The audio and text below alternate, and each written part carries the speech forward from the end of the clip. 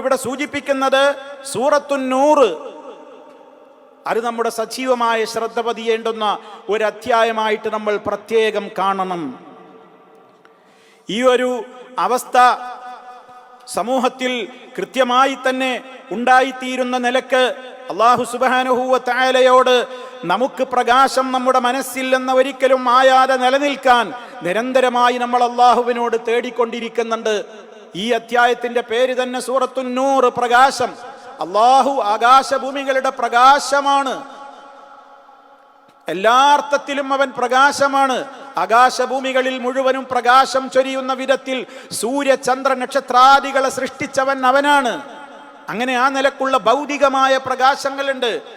അതിനേക്കാൾ ഉപരി മാനവകുലത്തെ മുഴുവനും അന്ധകാരങ്ങളിൽ നിന്ന് മിനല്ലുലുമാത്തി ഇലൻ നൂർ, അന്ധവിശ്വാസങ്ങളുടെയും ദുരാചാരങ്ങളുടെയും അത്തരത്തിലുള്ള ഇരുട്ടറകളിൽ നിന്ന് സത്യവിശ്വാസത്തിന്റെ നൂറിലേക്ക്, പ്രകാശത്തിലേക്ക് നയിക്കുവാൻ അല്ലാഹു സുബ്ഹാനഹു വ തആല വേദഗ്രന്ഥം അവതരിപ്പിച്ചു, പരിശുദ്ധ ഖുർആൻ. അതിന്റെ ആധികാരികമായ വ്യാഖ്യാനം നിർവഹിക്കുവാൻ നബി സല്ലല്ലാഹു അലൈഹി വസല്ലമിന് വഹീ നൽകിക്കൊണ്ട് അവിടുത്തെ തെരഞ്ഞെടുത്തു. അങ്ങനെ വിശുദ്ധ ഖുർആനും തിരുസുന്നത്തുമാകുന്ന മനുഷ്യന് ആത്മീയമായി അവന്റെ ഹൃദയത്തിൽ വെളിച്ചം നിറഞ്ഞു നിൽക്കുവാൻ ഉപയുക്തമായ നിലക്കുള്ള കൃത്യമായ കാര്യങ്ങളും അവൻ ചെയ്തു.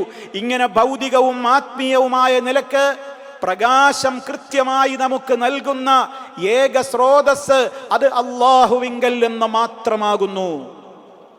അതുകൊണ്ടാണ് റബ്ബിനോട് നമ്മൾ ആ നൂറ് അണയാതെ നമുക്ക് കിട്ടാൻ വേണ്ടി തേടിക്കൊണ്ടിരിക്കുന്നത്.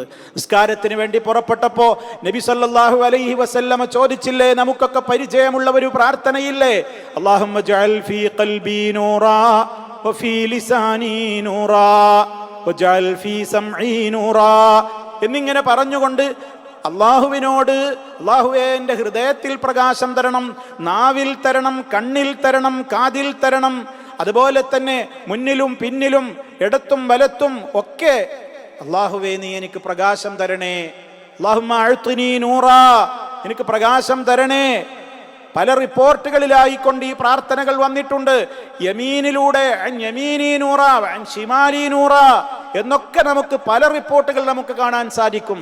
റബ്ബേ നീ എനിക്ക് നൂറ് തരണം, നിന്റെ പ്രകാശം തരണം, പ്രകാശം തരണം എന്നിങ്ങനെ അത്ര പ്രാധാന്യത്തോടുകൂടെ നമ്മൾ ചോദിച്ചു കൊണ്ടിരിക്കുന്ന മഹനീയമായ ഈ നൂറ്, അള്ളാഹിന്റെ ഗ്രന്ഥത്തെ തന്നെ പരിചയപ്പെടുത്തിയത് അത് നൂറാണ്.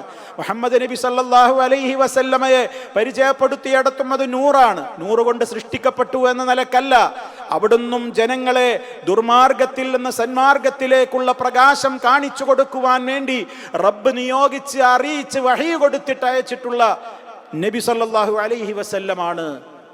അപ്പൊ നോക്കൂ നിങ്ങൾ, നൂർ എന്നുള്ളത് എത്രത്തോളം മഹത്വമേറിയതാണ്, അത്രയും പ്രാധാന്യം അതിനുണ്ട്. ഇതിലെ ഓരോ വിധിവിലക്കുകളും അതാണ്. സൂറത്തുൻ അൻസൽനാഹാ വഫറദ്നാഹാ വഅൻസൽനാ ഫീഹാ ആയാതിൻ ബയ്യിനാതിൻ ലഅല്ലകും തദക്കറൂൻ. അപ്പൊ തദക്കുറുണ്ടാകണമെങ്കിൽ, നമ്മൾ ഉറ്റാലോചിക്കണമെങ്കിൽ, ചിന്തിക്കണമെങ്കിൽ ഇത് കേവലം പാരായണം ചെയ്ത് മതിയാക്കിയത് കൊണ്ടാവില്ല.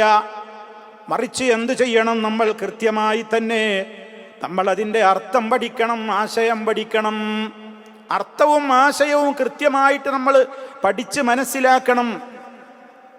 അതിലൂടെ നമുക്ക് കാര്യങ്ങൾ തദക്കുറുണ്ടാവുകയുള്ളൂ. ശരിക്ക് ഗൗരവത്തോടെ നമ്മൾ ചിന്തിക്കുക. അള്ളാഹിന്റെ ഓരോ പദങ്ങളും എന്തുമാത്രം ആശയം നിറഞ്ഞതാണ്. ലഅല്ലക്കും തദക്കറൂന പറയുന്നത്, അവിടെ നമ്മൾ ആലോചിക്കണം, എനിക്ക് ഈ സ്വഭാവമുണ്ടോ, അതോ എൻ്റെ കേവലം ഓത്താണോ, കേവലം ഒരു പാരായണമാണോ, അതെൻ്റെ തൊണ്ടക്കുഴി വിട്ട് ഇറങ്ങുന്നുണ്ടോ, പാരായണം ചെയ്യുന്ന എൻ്റെ തൊണ്ടക്കുഴി വിട്ടത് താഴോട്ട് ഇറങ്ങുന്നുണ്ടോ, എൻ്റെ കൽബിനെ അത് സ്വാധീനിക്കുന്നുണ്ടോ, എൻ്റെ ജീവിതത്തിൽ അത് ഇടപെടുന്നുണ്ടോ, എനിക്കതിനെക്കുറിച്ച് ചിന്തിക്കാൻ കഴിയാറുണ്ടോ, അതിലെ ആശയങ്ങളെ ഗ്രഹിക്കുവാൻ എനിക്ക് സാധിക്കാറുണ്ടോ? ഇതൊക്കെ ഈ ആയത്തിന് പാരായണം ചെയ്യുമ്പോൾ നമ്മളെ മനസ്സിലേക്ക് കടന്നു വരണം.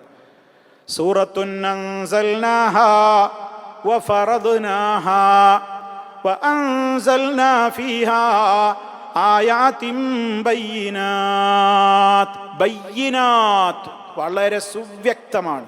ഇതിൽ ആയത്തുകളെല്ലാം ദൃഷ്ടാന്തങ്ങളെല്ലാം സുവ്യക്തമാണ്. നിയമങ്ങളൊക്കെ വളരെ കൃത്യമാണ്.